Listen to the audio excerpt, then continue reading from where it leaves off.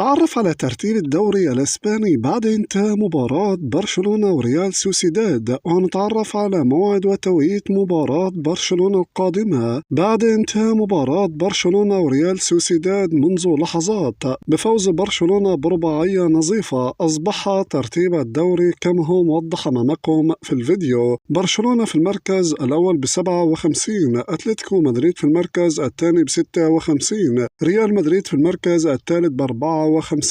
أتلتيك بلباو في المركز الرابع ب48، فيا ريال في المركز الخامس ب44، ريال بيتيس في المركز السادس ب38.